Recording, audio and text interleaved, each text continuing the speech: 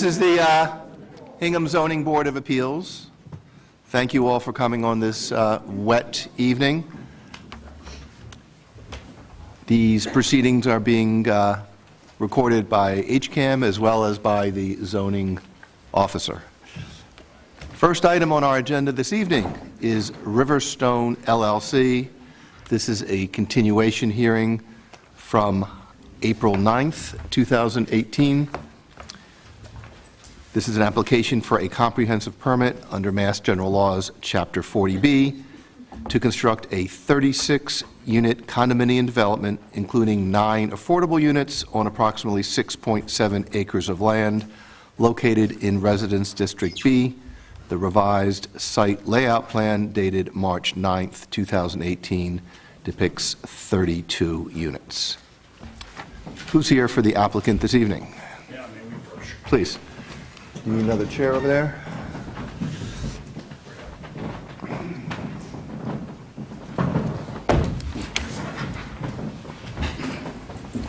If you could identify yourselves for the record, please.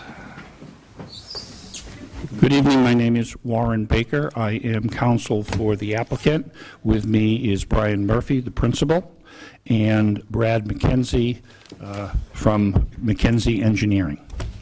Thank you.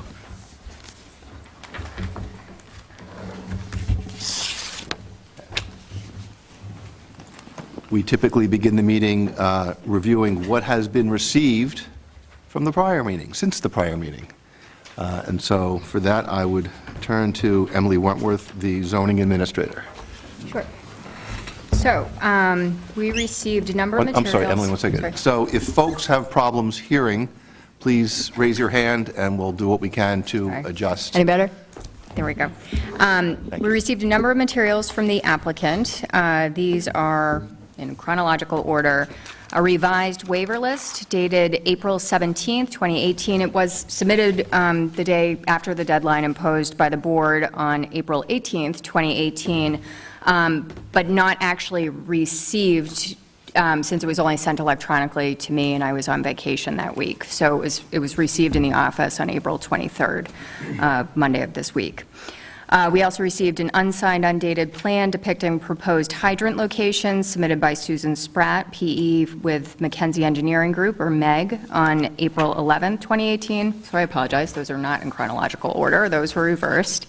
A revised plan set, also prepared by MEG, dated April 25th, 2018. I'll note this was received at 4:26 p.m. this afternoon, so there's not been review of the plan at this point. We received proposed soil absorption system, vehicle loading table prepared by MEG, dated April 25th, 2018, along with a technical bulletin from JM Eagle, received at 5:38 p.m. Response to engineering peer review prepared by MEG, dated April 25th, 2018, also received at 5:38 p.m. Hydrogeologic evaluation prepared by Peter Dillon, PG Geoscience, dated 4/24/18, also received at 5:38 p.m. Correspondence from Ron Mueller, PE, regarding proposed roadway width, dated 4/24/18, received 4/25/18 at 5:38 p.m., and a revised drainage report prepared by MEG, dated 4/25/18, received at 6:06 p.m. I note the arrival simply to say that we haven't had an opportunity to review those in depth at this point. Materials submitted by representatives of either the board or the town include the following. Riverstone neighborhood analysis prepared by the zoning office on 4/17/2018. Department comments, including recommended conditions from Kristen Napoli, fire prevention officer, dated 4/17/2018.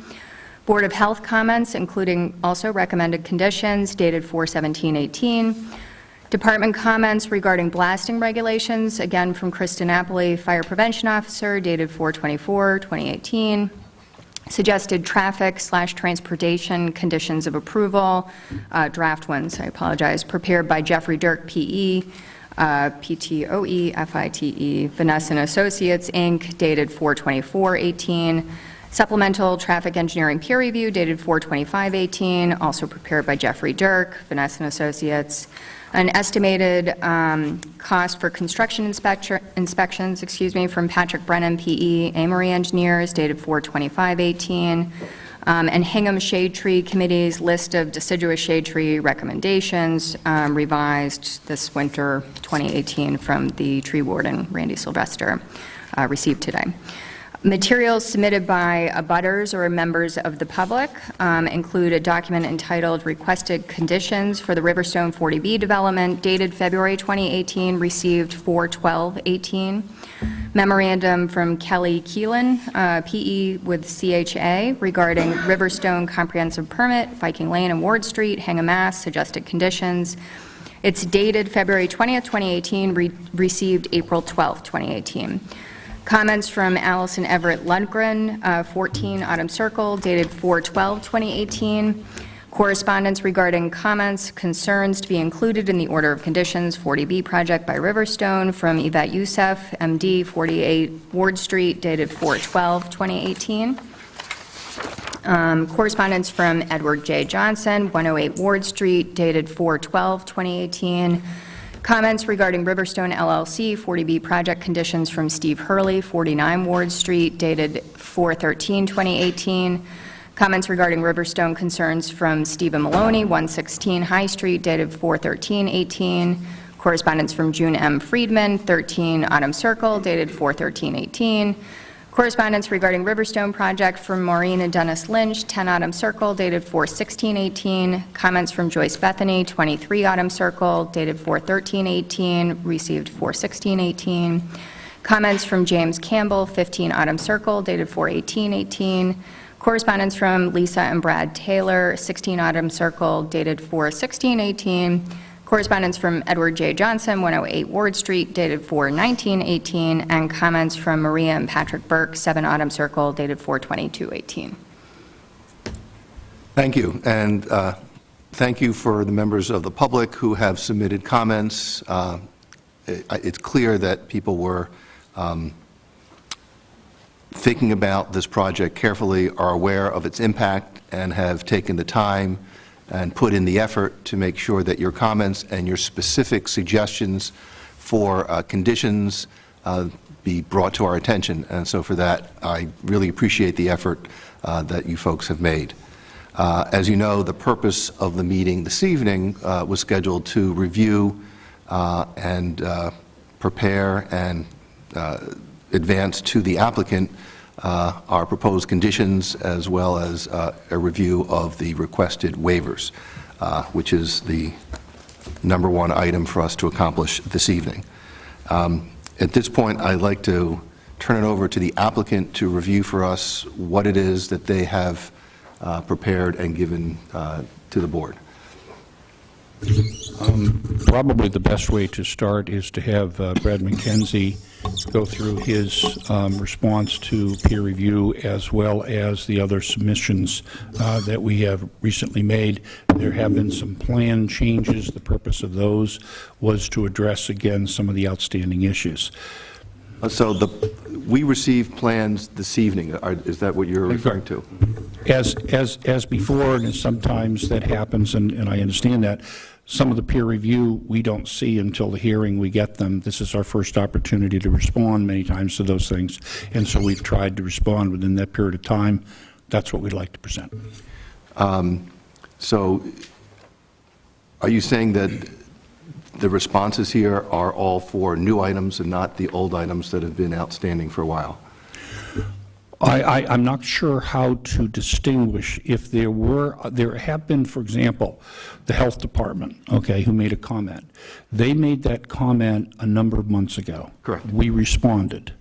And the response in that was the fact that we did not believe that that analysis was applicable. Right. And that the way that we had presented it was the proper and appropriate way to do it through the DEP, consistent with its regulations.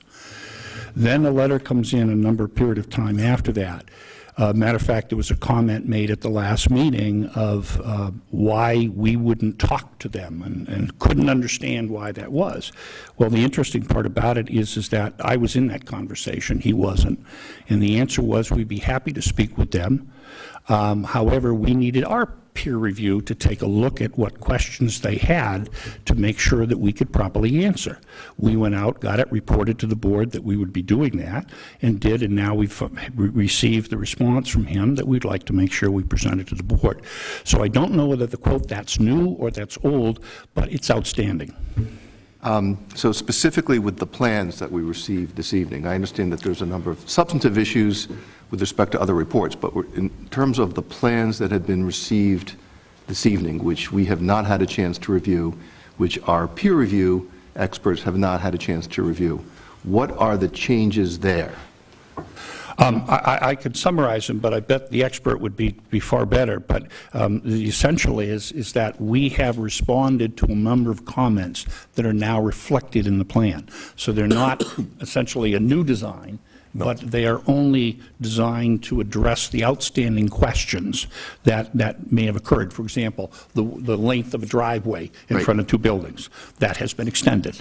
So that would appear on the plan. I'm asking because the purpose of the meeting this evening was to review conditions and waivers, and those were based upon the latest plans that we had. And are you asking us to take into consideration the new plans for the conditions that we are about to review this evening? And if so, I think it's inappropriate because you've had several weeks' notice that tonight was the purpose of tonight was to review for you our proposed conditions and waiver requests. If, for example, you've now moved a driveway so that the waiver associated with a lot line, for example, is no longer appropriate, we won't know that because we have not had a chance to review the plans that were just received this evening. I understand that So that subverts the entire process of presenting to you appropriate conditions and our review of the waiver. If we now have new plans that may make some of those comments and our suggestions either moot or inappropriate. So we need to determine if we're going to proceed based upon the plans that we had that the last 3 weeks we did our review on, or whether we need to pause and now consider the new plans because you may have in fact responded and the conditions that we're proposing are now a little bit off. Well, I'm not sure that they're inconsistent, and the reason why I think that is that the issue of the conditions and this particular project is a moving target. It always has been. So if a comment is made and we want to respond positively to that comment and say, yes, we will do that, how does one do that? Okay? One does it in the same way that the peer review coming back to us gives us, we didn't see it, I don't see it till 6 o'clock, the hearing's at 7. We haven't had a chance to respond, never mind draft new things. So from the last issue, with the outstanding issues that came to us, we are trying to respond. Now, if the board says we will not hear that from you, that we are going to proceed on this particular basis, when you do give us the suggested conditions, many of those will say yes, because we're complying. And the evidence is in the submittals. We, as you know, have a regulatory schedule that we need to adhere to. So we've advanced and given you due notice of when we're going to be accomplishing certain events so we can meet the statutory deadlines. If we get plans and we get information the night of the hearing so that the work we've done is no longer either accurate or current, it subverts the schedule. We can no longer adhere to a schedule if we're reviewing plans that we received prior to the last meeting, which was several weeks ago, and this evening we get new plans.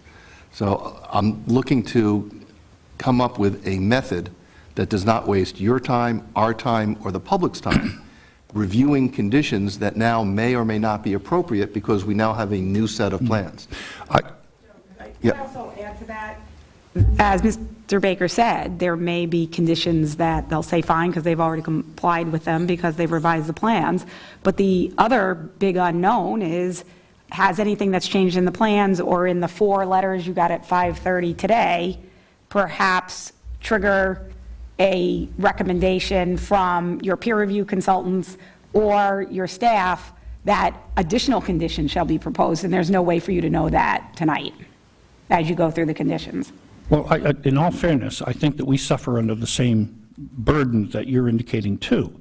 I mean, there's no doubt we wanted to talk about this stuff. We went ahead and heard that and said, let's respond to what we think is the appropriate way to get to a project that addresses the outstanding concerns. We may disagree on some. We understand there's a disagreement. That's why there's a process beyond this. But I think the concern right now is to try to get everything in front of you. Now, if you feel that it would be better to have that presentation and then go from there, you know, we have been saying, what do we need to do to make sure that your schedule is adequate for you to review, and the same for us too, in all fairness, and to respond in a certain right way. We had to go back out, look at all that stuff, look at the studies that they had, for example, with regard to the health department, and get an expert engaged to come in and to make a comment and review on. I can only respond to you as quickly as I can respond to you within the confines of the meeting itself.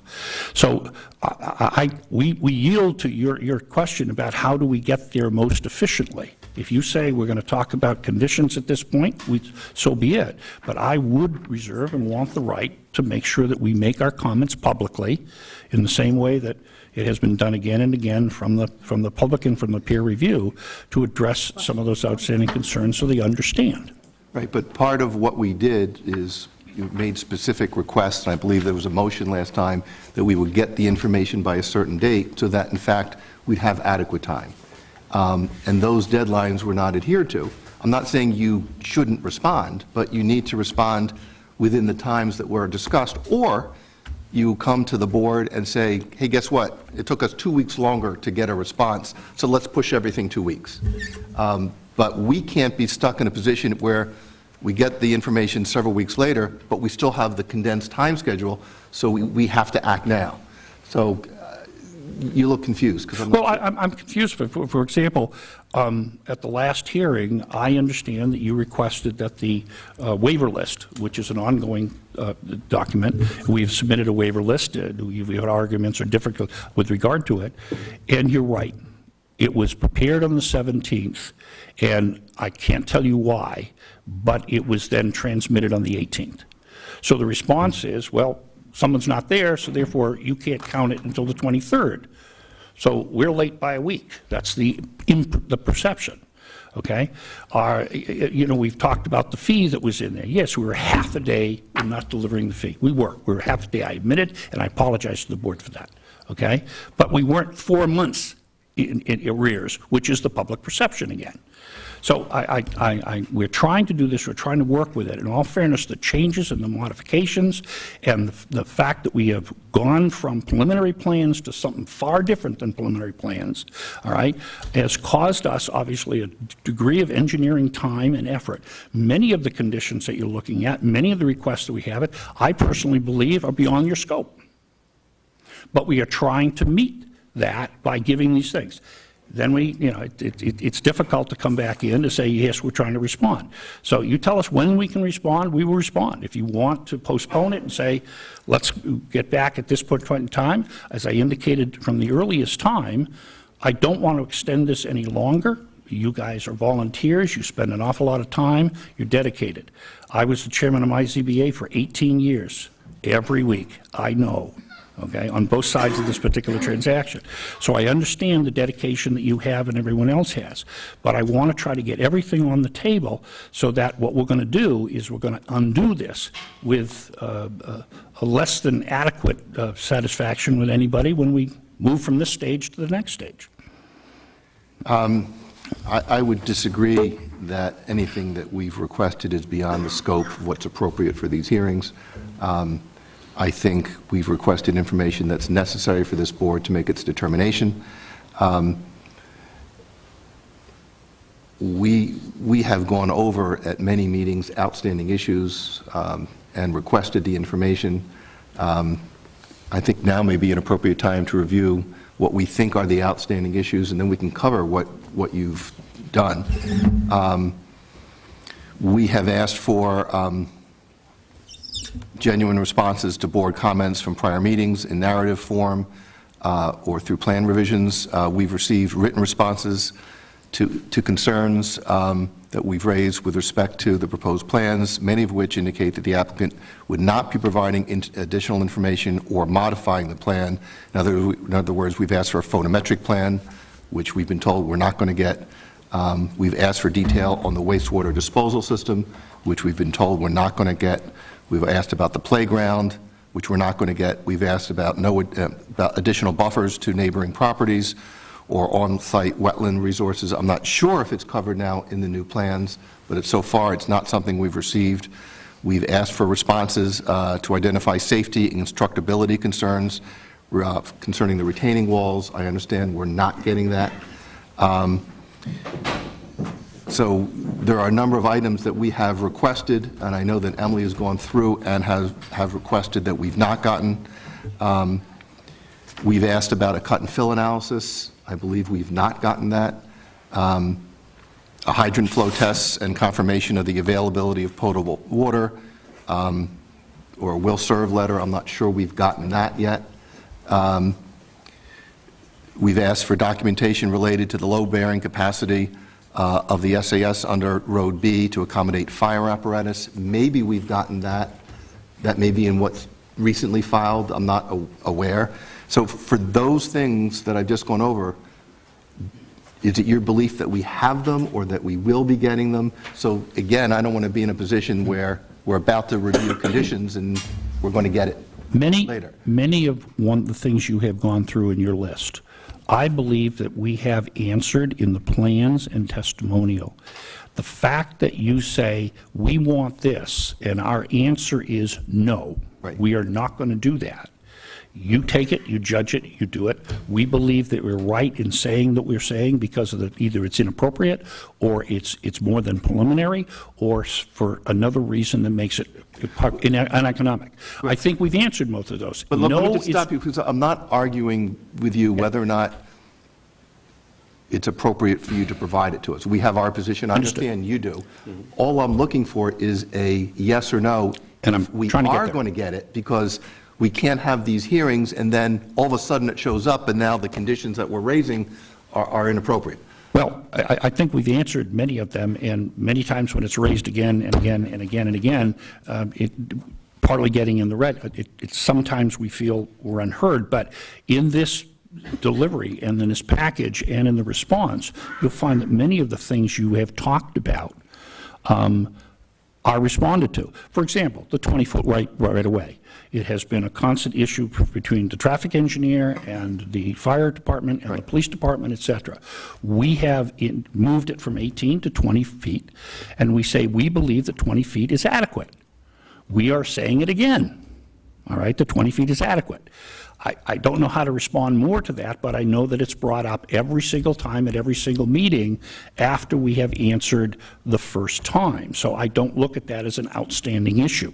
But we have had the engineer talk about that in particularity and take it for certainly what it's worth from that perspective. What happens when it's in a condition? The thing is that you certainly have the right to do the conditions. Now, in the process that you're working in right now, not all boards give conditions. But in sharing the conditions, I think it's a very helpful thing. We were warned that this is where we're going to be anyway. But the idea at that point in time is we need to respond to those conditions, pro, con, or whether or not we believe they're uneconomic. That leads you into your ability to say, I want to see financials. We know where we're going. Right. Okay, so I appreciate that particular process. But if we give them in those conditions, there may be circumstances where I'm sure you're going to reserve the right, as you look at almost anything, to add in your final decision conditions that you may not have indicated to us. Okay, and there may be conditions that we have agreed to so this condition list is certainly going to be, again, a work in process. So I would like to see as much information on the table for you, and if under the circumstances the information we're presenting tonight says that you need more time to review, then I think it's better served to give you more time to review so that those you can change. I'll tell you, I don't know what your master list of conditions is, but I think a lot of the things that are outstanding have been addressed in When our you say final. in what we just received? Yes. Okay. So the list I went over, the photometric plan, are we going to be getting a photometric plan? No. Okay, so we're not going to wait 2 weeks and then we're going to get it. Okay, so are we going to get detail on the wastewater disposal system? No more than you have. Okay, so nothing further. Are we going to receive plans for a playground? I'm sorry, say again? Plans for a playground at this location? No, it was, I don't know how many months ago, we said we are not providing a playground. Okay, I just want to make sure that, okay. Are we going to get information on, additional buffer to the neighboring properties? The plans, as you will see them, okay, are whatever buffer exists on those plans, but we are not offering any additional one, particularly if you're saying you want something different than the fences that have already been established and permitted with the neighbors that are the closest to it, and some plantings and other kinds of things, no more than that are you going to receive except for what you see on that plan. Are we going to be getting additional information on buffers for the wetland resources? I have to defer.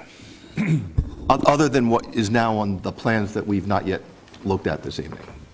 So in other words, is this it?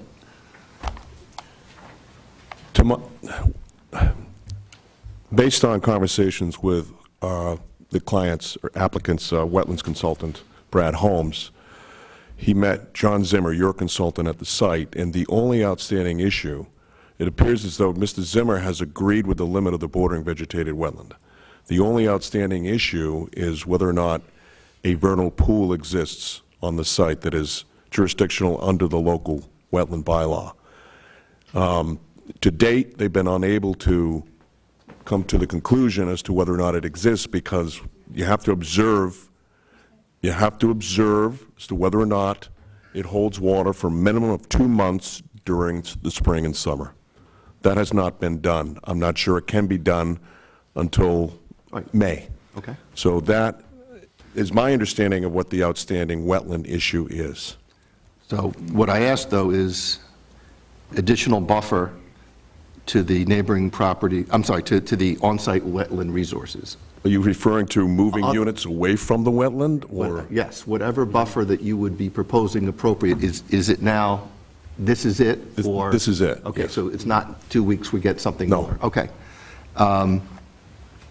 We've talked about safety and constructability concerns for the retaining walls. Are we going to be getting that information? We have altered the design of the retaining wall to make it lesser in height. The scope is going to be a little bit different. However, and we've also talked with the construction company that would install it, indicating that they are not going to affect the lateral support problem or issue that was raised with regard to the abutting property. So that is answered in his letter, and it is shown on the plan. So other than what is now in this plan, we're not going to be getting anything further? Correct. Okay. Are we going to be getting a cut and fill analysis? I would say at this point, no. There was a commitment earlier on the record that you made to provide that. I believe it was in February. I'm sorry. I'm not the engineer, At this so point, the plan, and I'm glad we didn't provide it in February because the plan has changed substantially since February. So at this point, we've essentially run out of time, what I'm hearing from the chairman. So, Well, what you're hearing from me is if you're going to get us information, and this is an example, we don't want to come up with conditions that become inappropriate once we get your information. So we want to know what you're getting us and when we're going to get it, so that we can then say, we've now got the information, it's appropriate to come up with these conditions. But we can't have this running game where we come up with something and the night of the hearing we get more information that may make what we've done either unnecessary or insufficient. I understand narrowing the issues. That's why I'm going through this. So either that's a yes or a no, that we're going to get it or not. I thought I heard a no. I would say no, and I think what we'll do is we'll follow the advice or the recommendation of the planner, and that is to provide it prior to the issuance of building permits. In this case, I think the applicant's willing to do it. What planner? Mary. It's in a letter from Mary. In her recommendations and letter. Recommendations, it's in a letter. Prior to a building? Prior to the, she actually says prior to the issuance of building permits, we'd be willing to provide it with our final construction plan set. Do we have that? Is it April 9th? That was the most recent planning board letter. I apologize for the tedium that we're going through, but we just need to get this handled.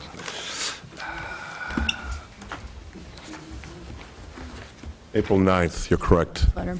Okay, it would be, That was the most recent letter. she actually, paragraph 14, and in paragraph 11, she says the same about a photometric plan. And in my opinion, a photometric plan isn't appropriate for this site. We're proposing lamp posts for each driveway, and that will meet dark sky standards, but it's with the appropriate shielding, so if you want to see one, we'd be happy to provide one prior to, with the final construction set.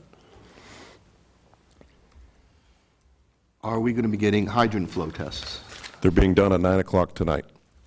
So when would we expect to get those? I would say by the end of the week is what our consultant is telling us. And again, that was something, we tried to schedule these 3 weeks ago, 4 weeks ago, and this is what Aquarian has given us for a date. And they tell us that they will not provide a will serve letter until after they receive the results of the test. So Aquarian's on site tonight with our consultant. Okay. What about documentation relating to the load bearing capacity under Road B? We've talked about that. It was Yes. raised by the fire department. That's been submitted tonight. There's been some structural calculations that have been prepared, and that indicate that the piping system underneath Road B is more than capable of supporting the loading for the fire truck. So 82,000-pound fire truck. So we now have that. You have that. Okay. And which document is that in? So It's attached to the letter. this one? Yes. Okay. Okay.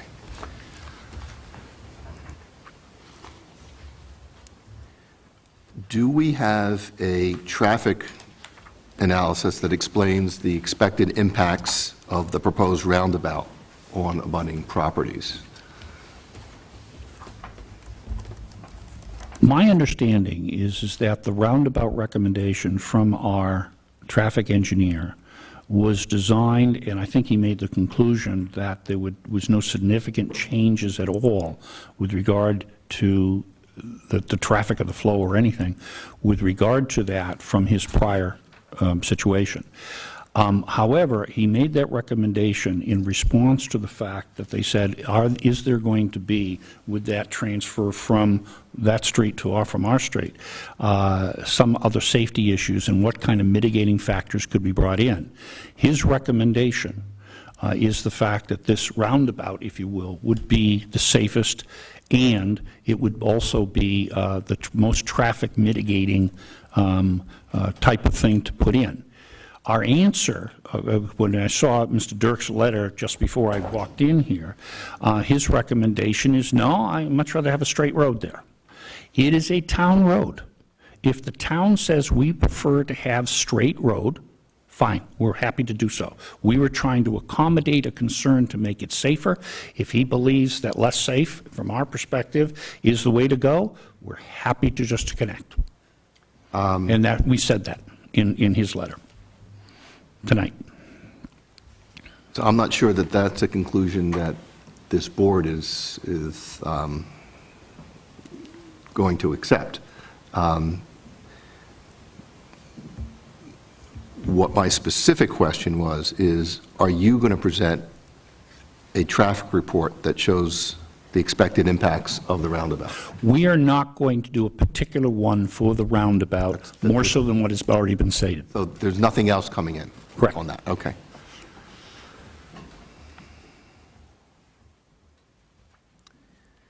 We've talked about the delineation of the vernal pool, and that's, what I heard is that's going to, might take till May to get that resolved. Is that a fair statement? That's my understanding. Okay.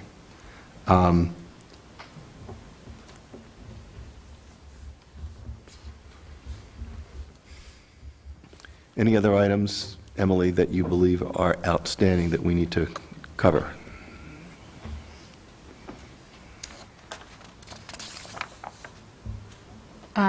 No, I think, the rest of it we can get into with the waiver list when we get to that point. Well, I want to make sure that we know if there's specific items that we've requested and we've not received, that they're on the table now. I believe you've covered them all. Okay. With the exception of some inaccuracies and or holes that continue to remain in the waiver list. Right. The one more general response, but you've partially and potentially, we don't know yet, addressed with your submittal this evening is responses to outstanding comments from town boards and departments. So I understand that we have a response to the Board of Health's concerns. And there were earlier comments provided by the Conservation Commission, the Planning Board, that in large part the applicant has opted not to respond to. So it's similar to the first list in terms of setbacks and buffers. What I'm thinking about for this evening is to ask the applicant now to, because they were going to begin a review of the new information that they have available for us, is for us to hear them, and then after that, we need to make an assessment as to whether or not it's premature to review the conditions that we've proposed, the waivers that we've considered in light of the new information, so that we make a determination either now we can go forward, or, hey, now there's significant information that's new, let's pause and take another 2 weeks to make sure that we're coming up with an appropriate list for everyone. So with that in mind, unless my fellow board members have anything else right now, I turn it over to the applicant. At this time, no. Yep. So, Please. Brad?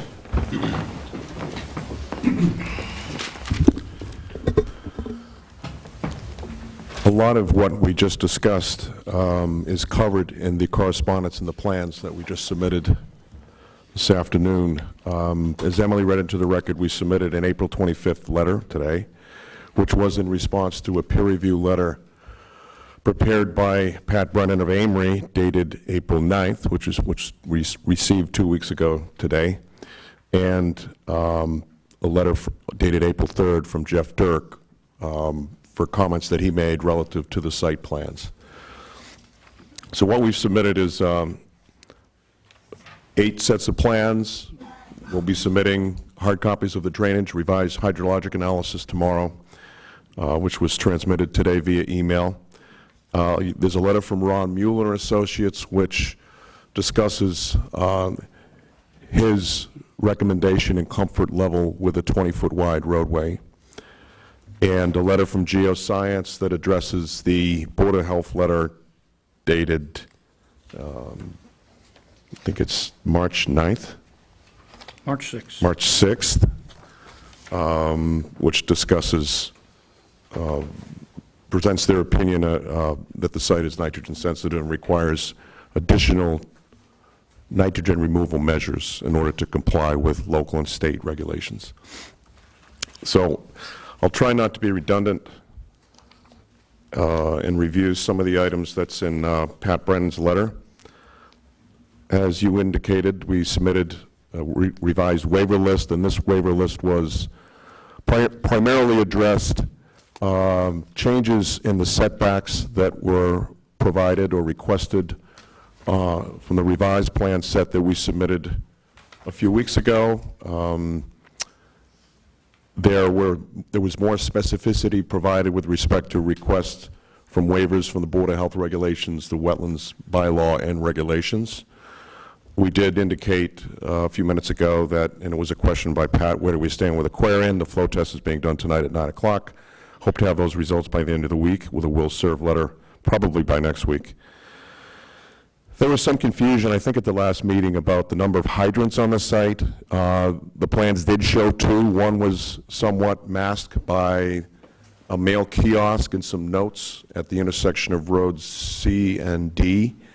And as Emily did read into the record, Susan Spratt from our office provided Lieutenant DiNapoli a plan showing those hydrants with 800-foot radius around each hydrant. So he is clear as to where the hydrant locations are and what the radius is for each. Am I correct? Those are 2. There are 2 hydrants, yes.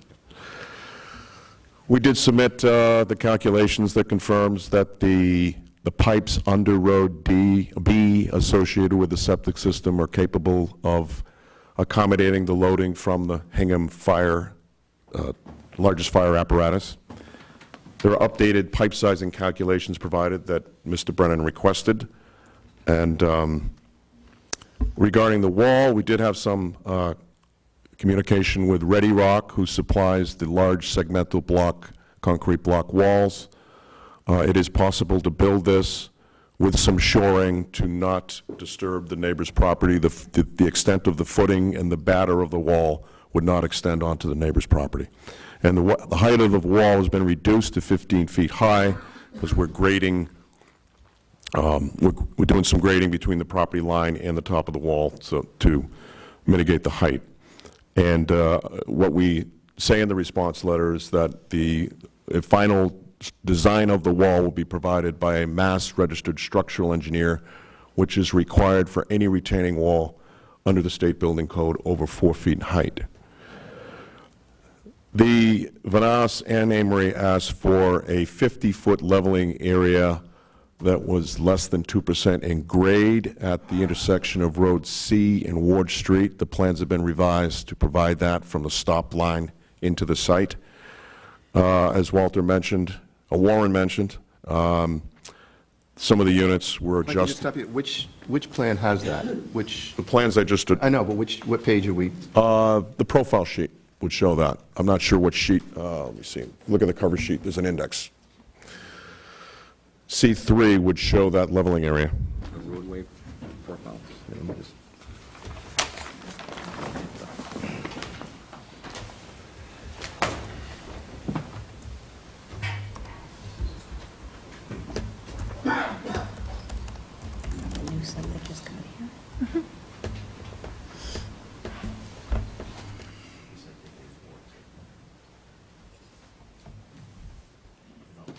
Yeah, can you show us where?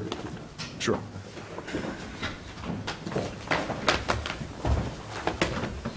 This would be Wall Street.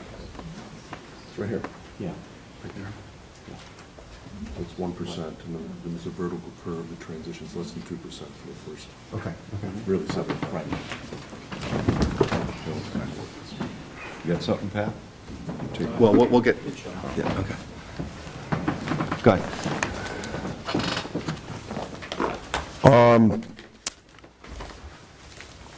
Amory had a comment relative to the concern that there was an increase in the volume for a 100-year storm in the post-development condition. Right.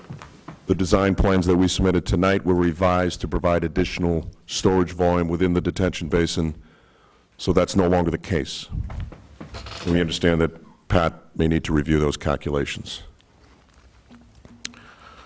That was pretty much a summary of the response to Pat's comments. Now, with respect to Vanasse, the major comment, and we heard from Jeff Dirk 2 weeks ago, the major comment was the 24-foot road width.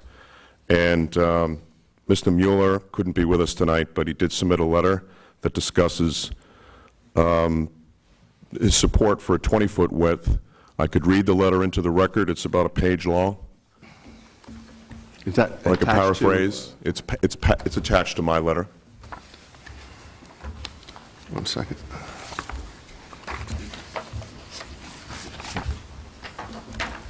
Oh, this one here. Yeah, that's it.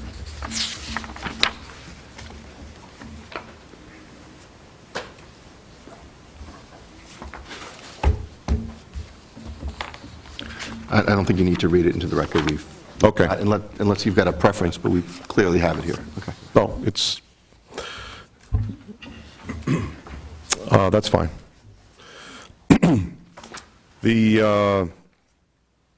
Some of Mr. Dirk's other comments, we're providing a 5-foot wide sidewalk on Road D. We've done so. We've added a ADA compliant ramp from C to D. He had a concern about the visitor parking stall depths and the concern about the turning movements in and out. What we've done is we've increased the depths of these spaces to 26 feet to facilitate that turning movement. Mr. Dirk also requested that we add signage to the plan that's MUTC D, compliant regarding the speed table that's in the, pretty much in the middle of road C, and we've done so. Those are the, I think, those are the extent of the plan changes and responses to Mr. Dirk's letter. I can talk about Geosciences, Peter Dillon's response to the Board of Health letter dated March 6th, if you'd like me to. Please. Okay. Mr. Dillon prepared a letter dated April 24th, and I'm not going to read. He cites a lot of regulations in Title V. I will not read his letter, but I can tell you that in summation that he disagrees with the Board of Health comments in their March 6th letter, and he's saying that the site by Title V definition is not a nitrogen-sensitive site, and therefore is not subject to the nitrogen loading limitations imposed in Title V. It's not an area that is within an interim well protection area or DEP-approved Zone 2, and it's not an area that is proposing private wells on the site in connection or conjunction with a septic system. So he does not believe that the Title V loading criteria of 1 bedroom per 10,000 square feet applies for this site, this project. That's the summary of his letter. And that's the extent of pretty much what we submitted tonight.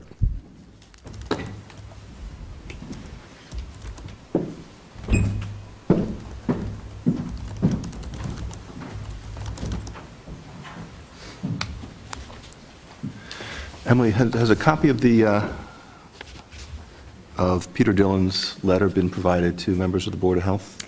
Just by email at 5:45 or 6 this evening.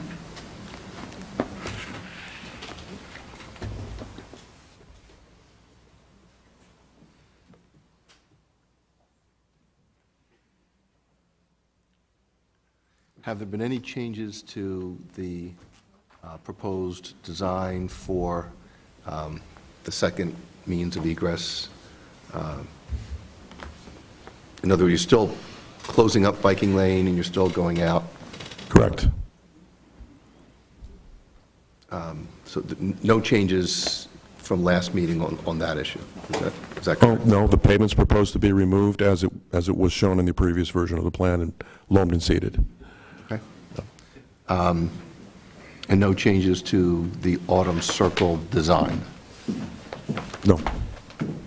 So there have been no changes? That's No changes to the autumn circle roundabout design. Okay. Thank you. Okay, so Emily, Susan, with that review, it seems to me that they've addressed a number of the topics that we have prepared conditions for and that affect the waiver list.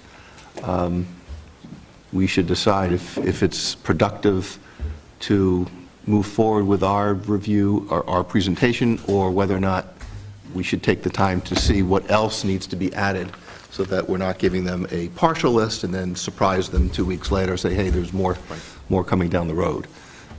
What's your take? I guess the question is whether or not the board feels it has sufficient time with the schedule left, with the closing hearing date being about a month away. Do you have sufficient time to delay another 2 weeks to do that? My take is, let's make the determination if that delay would be beneficial, and then we can have a discussion with the applicant about whether or not we should extend the schedule. If we don't need the delay, we don't ask for it. But if it makes sense to do it, from what I'm hearing from the presentation, it does make sense. What I heard is an acknowledgement from Mr. McKenzie that there are calculations that Pat Brennan is going to need to review. So, aside from looking at the plans and just confirming that everything's there, I'm not saying it's not, but you have peer reviewers to confirm that what the changes they said been made have been made, Right. and that there are not other changes that may have been overlooked in Mr. McKenzie's summary. So, that's information Yep. that you may not have. It's up to the board whether you feel like you have sufficient time. Well, my preference is to do this once and to go over the proposed conditions and not hit you with iterations. So I My preference would be that we figure out an appropriate time, whether it's 2 weeks, and just push everything back by 2 weeks. I mean, Well, so- in your view, is that sufficient time? Well, let's talk about what the process, maybe we'll talk a little bit procedurally about what the process needs to be. Once the board gets to the point that the board wishes to walk through its draft, which it is a draft, conditions, and your draft, or your kind of initial response to the full list of waivers, at that point in time, it's beholden on the applicant to state whether or not they believe any of those conditions are uneconomic. If they accept them wholesale, that's fine. If they don't, then, the board needs to look at the provisions of the regulations that talks about, well, what happens if they say, we're sorry, we're not going to do those, or they make the project uneconomic.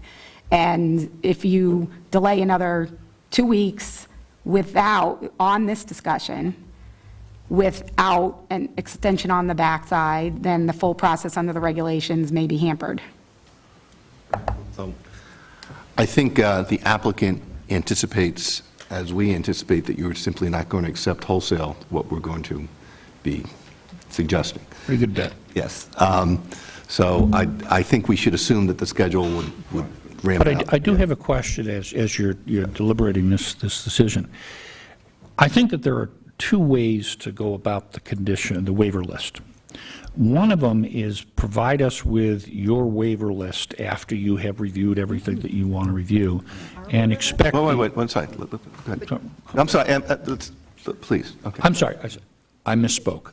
Condition list. Thank you. I was off on the waiver list again. The condition list. And we can respond to the condition list by responding pursuant to the regulations with regard to whether we reject them, find them uneconomic, when we go through that particular process. And that's where we go. Right. Okay. The second possibility would be, and you say, I don't want to change it along the way, but a preliminary approach to that would maybe allow us to respond by saying, yeah, we can work with this, we can work with this, we can work with this, which may have, instead of the issue of, here's the condition list, we object, you're going to go back after them anyway, either because you don't believe they're uneconomic, and then obviously the HAC will make that determination.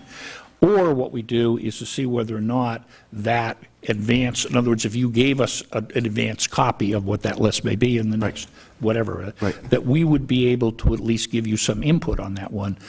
Then you can say, now I'm giving you the final list, and it may make a more efficient process in the long run, and then we haven't lost anything under the regulations. Nothing wrong with being able to float those ideas and work with them along the way.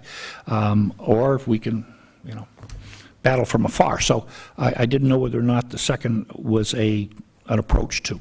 I mean, But I disagree with his characterization of how you don't lose anything under the regulations. Because once you present your conditions, if they say they're uneconomic, you have the right to challenge that based on a review, by peer review, of their financial statements. And so a back and forth and this and that, and by the time we get to the final, then it gets to HAC, they're missing a step. They're missing a step that the board has the right, under state law, to challenge a determination that they're uneconomic. And so I think that's being left out of the timeline. Let me just add, I didn't think you were looking to cut that out. I absolutely am not looking to Right. cut it out. I I'm not having you waive any of your rights with regard to asking for the economics, et cetera. I'm saying before you announce your official list to us, Right. and we can agree to Right. the wording, Right. so you do not believe that anything under the regulations Right. would be waived, is that a more efficient process to go through instead of arguing about those things we agree on? Right, I'm with you. I think there's 2 steps, which is even coming up with that preliminary that we send to you, we need to go through what you've presented. And then whether or not we, in advance of the meeting, get them the lists so that they can come in prepared to respond rather than doing it for the first time at the meeting. So the question then for the Yeah. board is the board comfortable with the staff providing something to the applicant that the board has not reviewed, and having them review and there be a back and forth that the board has not been in the process at all? Do you know what I'm saying? I'm with you. So But- that's the question. Right. I would say that the board has been in the process all along. There's been a number of comments that my colleagues have presented, and I know that Emily has really been quite diligent in making sure that she's reflected in her review what our concerns are. I think maybe the middle ground would be that the staff, and you tell me if this is allowed procedurally, review the proposed conditions with at least one of us before it goes out to the applicant, so there is that feedback. And then we can actually then have a more constructive meeting. Is that? Well, I don't know, I gotta think I'll let that one percolate for a minute or two. What I was thinking, which could go in this direction, whether or not you include a board in that process, is and you did instruct staff at the last hearing Yes. to assemble everything and produce a draft, a working draft. If the instruction were that, prior to the board doing a thorough vetting of all of the draft conditions, that staff was directed and authorized to take all of the comments and conditions she's heard or concerns raised by the board members, take the peer review conditions, and then, you've received comments or proposed conditions, and then, I guess, use her professional judgment to include additional conditions that either are been used, I don't want to call them, standard, I hate to use that word, but have been applied in all other 40B permits. Right. And to the extent proposed by abutters, there may be some she feels appropriate, some not. She has to make that professional determination and submit it with a giant disclaimer at the top. And then it's available not only to the applicant, but to the public as well. Because I would say to just give it to the applicant would not be, right? agree. Then, whether or not, I don't know, I'm a little uncomfortable saying one board member says, yes, this is consistent, because it may be, well, if it was you may say, but wait a minute, no, add this one. But if it was, Joe Freeman, he may say, oh, no, we meant to add these other 3 ones, and that one, I think, gets a little bit Mario less. wants them all. Or Mario. Well, I could go through all 3 of you, Right. but you get my example. There's setback limits that someone might have a different opinion as to how close or how far. Right. There's wetland setback issues. So I think we should just get to it and, 2 weeks and give them our conditions, he made a comment like they've been a moving target. I don't agree with that. I think people in the town and the board members and town departments have been pretty clear with a lot of the conditions, and you disregarded them all. So I don't see what harm it would be to sit down and just put these conditions together and send them out. Yeah, I guess to the extent that we're putting together a list of conditions, I think what we would be doing is being over-inclusive. So if there are 4 conditions that have been proposed, and maybe Emily thinks 2 are appropriate, all 4 should be listed, because they may be important to abutters who need to have, their input considered. And at the meeting, then we could say, hey, we've looked at them, and actually there's 3 that are important. So I wouldn't, I wouldn't get them all. Can I Yeah. use just a real example that we've Sure. come across just in looking through these on a preliminary basis is, and I don't know what the exact numbers are on the actual plan, as far as distance between units. So under the Hingham zoning bylaw, under both flexible residential development, which allows, units to be closer together, and the multifamily residential, there's a prescribed distance between, at least one of the bylaws requires 35 feet between, which is not provided. The planning director has put in a letter that, she felt that a minimum of 20 feet should be considered. So would that be the type of thing where Emily would put in, so rather than Emily say, no, I think it should be the 35 under the bylaw, or no, let's just go with what the planner feels would be reasonable, let the board know, this is what the bylaw provides, this is one recommendation or comment you've received. They're both in there. The applicant, neighbors, whoever can weigh in, and then when the board goes through them, the board could make the assessment. I mean, those are the types of questions that need to be discussed. You know, Mario mentioned the setbacks that have come up another time, buffers, you've mentioned buffers, et cetera. Right. So each of those items, there may be what a local bylaw requires, and then there may also be associated recommendations that have come in from staff or peer review consultants. Right. And then there may be what's on the plan, which is they may or may not be willing to change.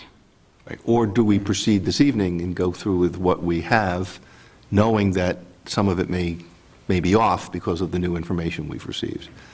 Right, and you know, it's up to the applicant whether they want to comment on any of them tonight. The board can just go through for the purposes of making sure that when the applicant walks out of the room tonight, they have in front of them what that list is, and then they can come back on whatever date you set and have annotated them. These are fine, these are fine, these are not okay. Right, but again, that's the concern I have, is that if we go through the list this evening, I do not want the applicant walking out saying some are fine, some are not, because it's going to be incomplete, because we now have Right. the new information. Yes. So that's Right. the concern I've got. So what are your thoughts? Obviously, it is your call. The decision to issue proposed conditions is totally within the board's discretion. By doing so, you open up a door to get financials. That's right. If the goal is to get financials, which under certain conditions, peer review has to be completed, Right. you know, all the other conditions I'm sure you're very, very aware of. If that's the way you want to proceed, we will respond as you set the course. Right. I just was trying to see whether or not we could make it more efficient. One of the problems is, I think, information that we give to you that you haven't had a chance to review, and I guess for us to review those conditions on the spot or in the moment, as opposed to being able to be, we may, in our final, or that discussion we're going to have, might be more fruitful. That's all. That was the suggestion. I'd just like to make a clarification, just because the statement was made that if the goal of the board is to get the financials, that's not the goal of the board. The goal of the board is to get a project that they feel that they can comfortably approve. The board only may seek to ask for financials if some of the conditions you request are rejected on the basis that they're uneconomic. Right. So it's not the board is proposing the conditions in order to get to the financials. It's the board's trying to make a determination as to whether or not the conditions it's imposing for a project you're comfortable approving really can't be done. And so I just wanted to make sure that Yep. it's not characterized, or that it is characterized appropriately as to what the board's goal is. Right. In fact, the board has never gotten to a point in that, because it's always been able to work with the developer to get to a project where, once it's read through the conditions and you've asked, do you accept all these conditions, you've never gotten a no, they're not uneconomic. So you've never gotten to that point before. So this is new ground for the board. Yeah, it is, and it's important. That's an important I distinction. had a question, so if we get to the financials, does our peer review of that have to be done by this completion date, whenever Yes, the date is? everything needs to be done by your close of hearing. Right. I think that is going to happen, that we're going to be able to prepare conditions, and I think the applicant will have the time to review them and make the determination as to whether or not they're economic or not. Susan, you're right, our goal is to make sure that, to the extent that we propose conditions, they're conditions that work for the town, and that the conditions that make this project appropriate. And you're right, we've never actually had an applicant where it found that our conditions were not appropriate.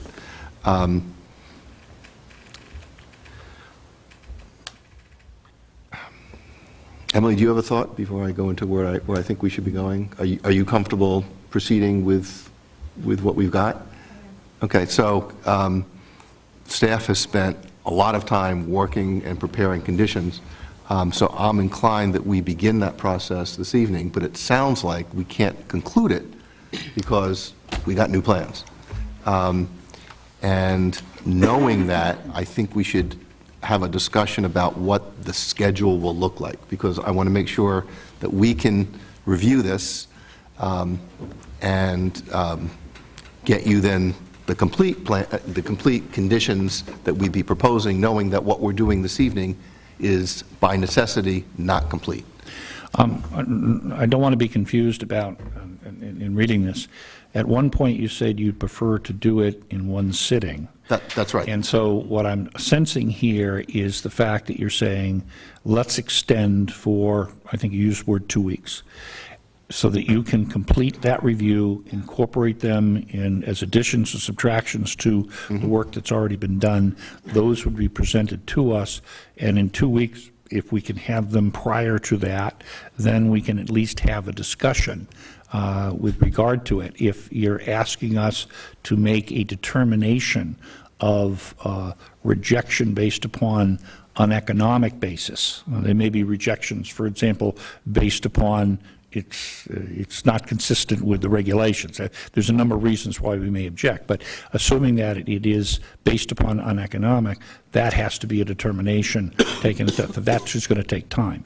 So if you're saying present it in 2 weeks, we'll discuss it and listen, that's fine. If you want us to respond in substance in 2 weeks, then we would have to take a peek ahead of time, that's all. Right.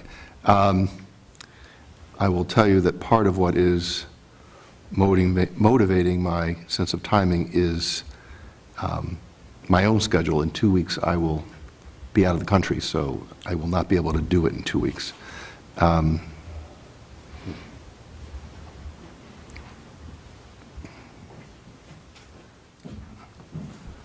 So it would really be 3 weeks if we do that.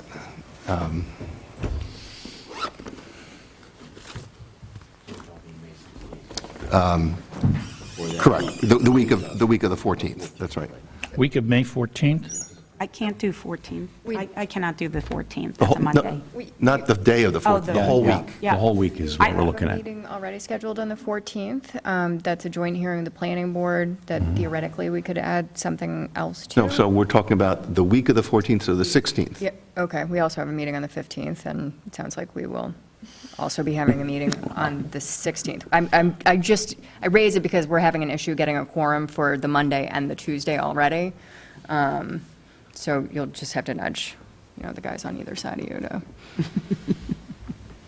Let me ask, are you on the 16th is a Wednesday, which is why what's your schedule? Right now, I believe I'm open. I unfortunately left my work calendar at home this evening, but I do not believe I have anything that evening. 16th of May, which is a Wednesday. 3 weeks from tonight. Do you think we need the full 2 weeks, or do you think next week would 16. potentially work? 16, yeah. So in other words, do a May 2nd. meeting next week where we can review. But, I mean, I don't know if that's realistic to have peer review done in that time period, but I can't do the second, unfortunately, I'm sorry. Either one? I know that Or the- that I do have a meeting scheduled that evening in Natick, and I can't. the 3rd, The maybe? 3rd? Are you available the 3rd, which is Third, I think I'm available, yeah. which is that Thursday? Yes. Yeah. Week from tomorrow. Pat's shaking his head. No? Okay, No. I can have a review done, but I'm not available. okay. Day of- I can probably have somebody cover the other one. Okay. I'm sorry, May 3rd? So Emily, what you're suggesting is that we That's only a week. present the conditions next week, Peer review this. Peer review this for the this- next week, right? and then, Then do the one session. But do that one session next week. It's not when we're- And schedule the following meeting 2 weeks after that. yes. Okay. But I'll tell you, though, I mean, you have a hearing closing date of May 30th, so, Of June 13th. oh, sorry, I must not have updated it after the last extension, sorry, that's my mistake. So did you get what we were talking about now? Half of it? Okay, so my... Your meeting versus the meeting that we're going to be at, so... So we're talking about meeting again next Thursday, which is the 3rd, where we would be in a position to have digested what you've given us, incorporate it into our proposed conditions and our review of waivers, and go over all of those that evening, and then look for your response in 2 weeks, which would actually be May 16th, so that you'd be in a position to say what we've proposed is acceptable, or it's not going to work, or that, for some reason, what we propose renders the project uneconomic. Are you around? I want to make sure that those dates work. Yes, yes. The 3rd, no. I think we could, I think we can do it with the 3rd, because I'm not sure we're going to be getting, or intended to be, a lot of response from us. It's pretty much you're delivering it, rationale, those kind of things. Right, So the answer is yes, will be. So the purpose of the meeting on the 3rd is for the board to collectively review the input that we've gotten from the public, from the experts, and make sure that we've digested it all, considered what's been recently proposed, and give our proposed conditions. We will be here on the 3rd and on the 16th. Okay, so that works for you? Yeah. And I would ask that we extend the whole schedule by that week that we're delaying from now until next week. Yes. Okay. Susan, does that, so you'll have to, what are the new dates so we can make sure? 8 days, I guess, Wednesday to a Thursday. Well, no, it closed May, right, so that would have the closing go from June 13th. If you did 7 days, the 20th, if 8 days, the 21st, which is a Thursday. So either Wednesday, the 20th, or Thursday, the 21st of June for the close of hearing. I think we've been doing hearing to hearing, so the 21st? Indifferent. So the last day of the hearing would be the 21st, you said? Yep. Of June, and then what's the decision deadline? Okay, so what are we, before I start... Right filling now, out it's the July form, I have to 23rd. make sure we get it right. It would be July 31st.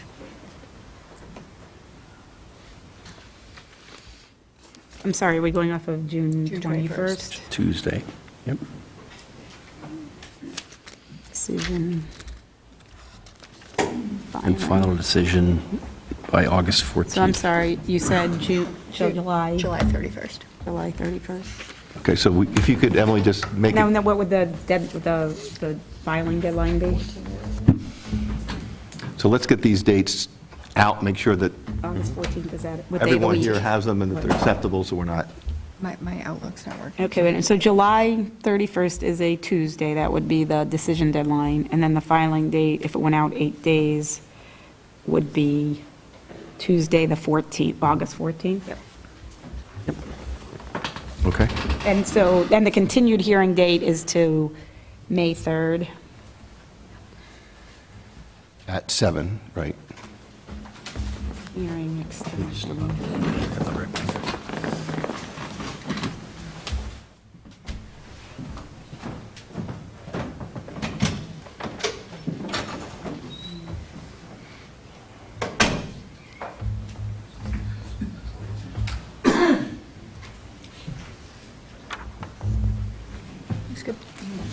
And between now and the next meeting, what, if any, information would we be receiving? I just want to make sure that we're not going to get something the day of the hearing and then we're going through this again. So I know we've got Aquarian doing what they need to do. Is there anything else other than the Aquarian that is likely to result in a new report or new plans or new something that's going to be presented I to guess us? that depends upon when Pat submits his next response. So, no, I would say you're not getting anything from us in the next week. Okay.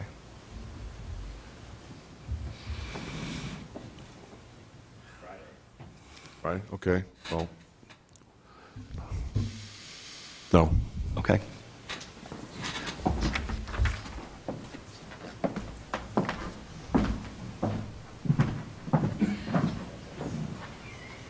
And will you send me a copy? Yes. Did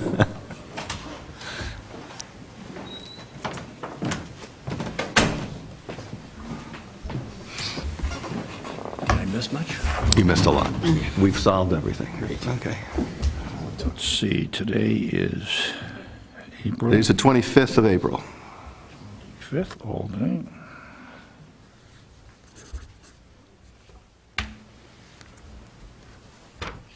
Okay. Thank. Pat, is there anything at this point that you'd like to present to the board, or do you want to wait until the next? Okay.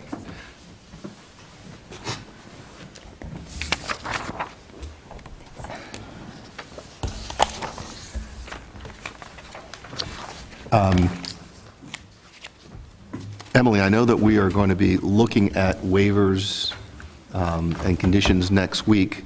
Do you have the handbook available that's... I do. Copies of it to share if you want to pass down. So this is the Chapter 40B handbook for the Zoning Board of Appeals that's been prepared by the Massachusetts Housing Partnership. It's the March 2017 edition. It's, again, published by the Mass Housing Partnership in cooperation with the Massachusetts Department of Housing and Community Development, Mass Housing, and Mass Development. I am making sure that my fellow board members have a copy so that we keep it in mind as we review the proposed waivers and conditions. So I don't know if this is another item that should be officially entered in the record, but I just want to make it, I'm sure you... I would recommend that it be entered into the record of the hearing. Okay, so it's now being entered into the record. Do you have a copy? I'm sure it's publicly available, and you probably have memorized parts of it. I have read it, yes. Yes, you've read it, okay. And so I'll keep mine. A copy will be file stamped, so it's now in the record. If you need a copy, we will be more than willing to send it to you, but I'm sure you can just download it.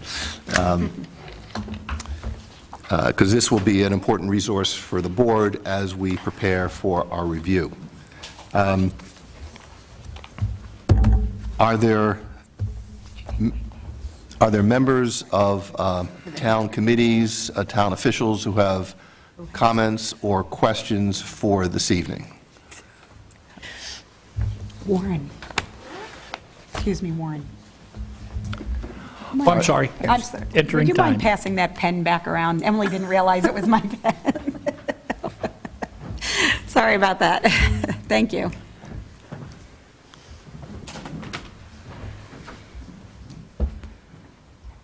Are there members of the public who have comments or questions for this evening? Please come up to the mic.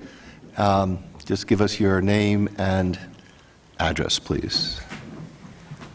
Joyce Bethany, 23 Autumn Circle. I just need some clarification on the weight of a fire truck. I heard Mr. McKenzie say 2,000 pounds. I don't believe that was the weight. What was that? 82. 82. 82, okay. Yes. All I heard was They have thank you. not slimmed down that much. My car weighs more than that. Yeah. And I appreciate that there was a lot of procedural items covered this evening, and the goal is that when we cover the substance, that we've dotted our I's with the procedures. So I appreciate your indulgence. Any other comments or questions? Yes?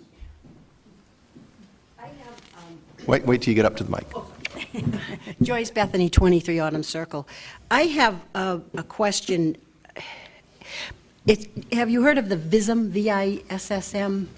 What, you know, they do a Traffic simulation model. traffic simulation model, thank you. And I was wondering if that could be something we could request in all this. You know, it gives an overview of the traffic flow that could happen, and sort of gives it more life than just, a drawing on a paper, words.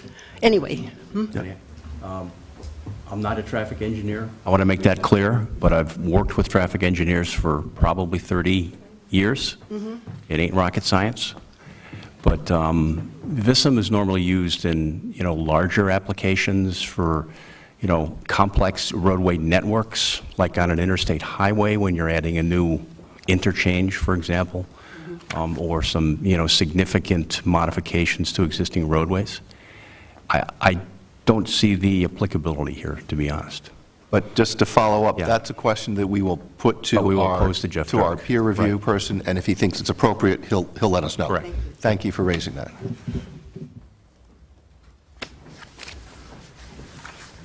Emily, is there anything else you wanted to cover for this evening, Susan?